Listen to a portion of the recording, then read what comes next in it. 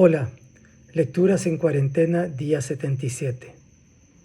Julio Verne es uno de los autores más traducidos en el mundo, casi tan traducido como Shakespeare, contemporáneo de Víctor Hugo. Su vida abarcó casi todo el siglo XIX en Francia y sus novelas fueron publicadas como viajes de aventura, y una de ellas, 20.000 leguas de viaje submarino, a mí me impresionó mucho de niño, ya sea en su forma escrita, en su forma de historieta, en las películas, varias películas que se han hecho sobre esta obra. Y quisiera leerles una de las escenas que más me impactó a mí de niño, y que es, por supuesto, la del pulpo o del calamar. Nunca se sabe si es un pulpo o un calamar, porque lo que describe parece más un pulpo, pero lo que se imaginan es más un calamar. En 1861, en el nordeste de Tenerife, más o menos en la latitud en que nos encontramos en este momento con el Nautilus, la tripulación del aviso Alectón divisó un enorme calamar que nadaba en sus cercanías. El comandante se aproximó al animal y lo atacó a tiros de fusil y arponazos, sin ningún éxito, pues las balas y los arpones atraviesan esas carnes blandas como una gelatina sin consistencia. Después de varias tentativas infructuosas, los tripulantes consiguieron pasarle al molusco un lazo por el cuerpo. El nudo se deslizó hasta las aletas caudales y allí se detuvo. Trataron entonces de izar al monstruo a bordo, pero siendo tanto su peso, se separó la cola con el tirar de la cuerda, y privado de dicho ornamento, el animal desapareció bajo la superficie del mar. ¿Qué largo habrá tenido? Mediría unos 6 metros aproximadamente, y tenía coronada la cabeza con 8 tentáculos, dicen, que se agitaban como una nidada de serpientes. Los ojos en la parte superior de la cabeza eran muy grandes, y cuentan que la boca era un verdadero pico de loro.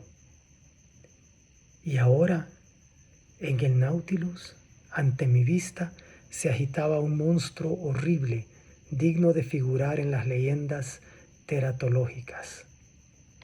Era un calamar de dimensiones colosales, de unos 8 metros de largo.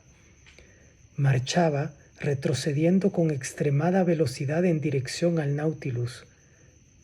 Miraba con sus enormes ojos fijos de matiz glauco. Los 8 brazos, o más bien los 8 pies que salen de la cabeza, lo que les valió a estos animales el nombre de cefalópodos, tenían un desarrollo del doble de la anchura del cuerpo y se retorcían como la cabellera de las furias.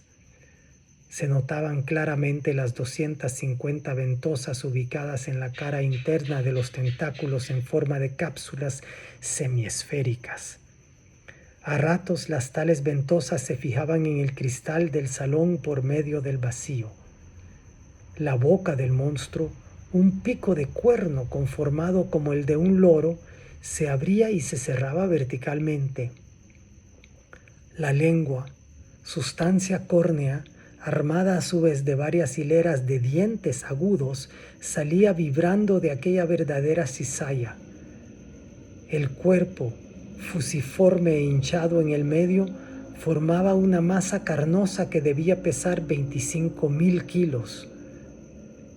El color variante pasaba en forma sucesiva del gris lívido al pardo rojizo. La casualidad nos había puesto al Nautilus en presencia de ese calamar, y no quise perder la oportunidad de estudiar cuidadosamente tal tipo de cefalópodo. Sobreponiéndome al horror que me causaba su aspecto, lápiz en mano comencé a dibujarlo. Otros pulpos aparecieron tras el cristal de estribor. Conté 7. Daban escolta al Nautilus, y yo oía el rechinar de los picos en el casco de acero del submarino. Los monstruos se mantenían en nuestras aguas con tal precisión que parecían inmóviles, y me hubiera sido fácil dibujar sus contornos en escorzo sobre el cristal. Por lo demás, navegábamos con moderada velocidad. De pronto, el Nautilus se detuvo. Un choque lo hizo vibrar en toda su armazón. ¿Habremos tocado fondo? No, no hemos encallado, puesto que estamos flotando. El Nautilus flotaba, sin duda, pero no se movía. Las paletas de la hélice no hendían en el agua. Pasó un minuto. El capitán Nemo entró en el salón. «Vamos a combatirlos cuerpo a cuerpo», dijo. «La hélice está detenida. Supongo que las mandíbulas córneas de uno de esos calamares se han trabado entre las paletas, lo que nos impide navegar. Vamos a subir a la superficie y destruir a toda esa plaga». El Nautilus remontó a la superficie. Uno de los marineros, desde los últimos peldaños, aflojaba los pernos de la compuerta. Pero apenas se retiraron las tuercas, la tapa se levantó con gran violencia, evidentemente debido a la fuerza de la ventosa que aplicara en ella el brazo de un pulpo. Al instante, uno de esos largos brazos se deslizó como una serpiente por la abertura y otros 20 se agitaron por encima. De un hachazo cortó el capitán Nemo el formidable tentáculo que acabó retorciéndose. En el momento en que nos empujábamos unos a otros para llegar a la plataforma, 2 brazos cimbreando en el aire se abatieron sobre el marino que iba delante del capitán Nemo y lo arrebataron con irresistible fuerza. El capitán Nemo lanzó un grito y se abalanzó afuera. Nosotros nos precipitamos detrás de él. ¡Qué escena! El infeliz, asido por el tentáculo y pegado a las ventosas, se balanceaba en el aire al capricho de aquella enorme trompa. Entre estertores, ahogado, clamaba: «¡Socorro, ayuda!». En toda mi vida no podré olvidar aquel llamado desgarrador. El desventurado estaba perdido. ¿Quién lograría librarlo de la mortal sujeción? Sin embargo, el capitán Nemo se había abalanzado contra el pulpo y de un hachazo le había cortado otro brazo. 7 de los 8 brazos estaban ahora cortados. Uno solo, retorciéndose en el aire, blandía a la víctima como una pluma. Pero en el momento en que el capitán Nemo y su segundo se lanzaban contra él, el animal arrojó un chorro de líquido negruzco segregado por una bolsa que lleva en el abdomen. Quedamos cegados. Cuando la nube negra se disipó, el calamar había desaparecido y con él mi infortunado compatriota. ¡Qué furia nos arrojó entonces contra aquellos monstruos!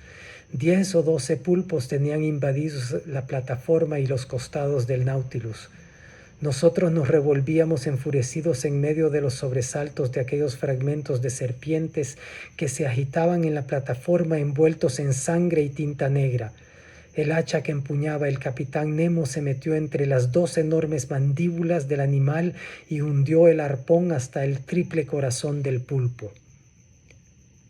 El combate había durado un cuarto de hora. Los monstruos, vencidos, desalojaron el campo y desaparecieron entre las olas. El capitán Nemo, rojo por el baño de sangre, inmóvil junto al fanal, contemplaba el mar que se había llevado a uno de sus compañeros, mientras 2 lagrimones le empañaban los ojos. Es curioso cómo Julio Verne fue considerado tanto tiempo como un escritor de género y no como un novelista serio, hasta que a mediados del siglo XX empezó a ser considerado nuevamente como un gran autor. Hasta mañana.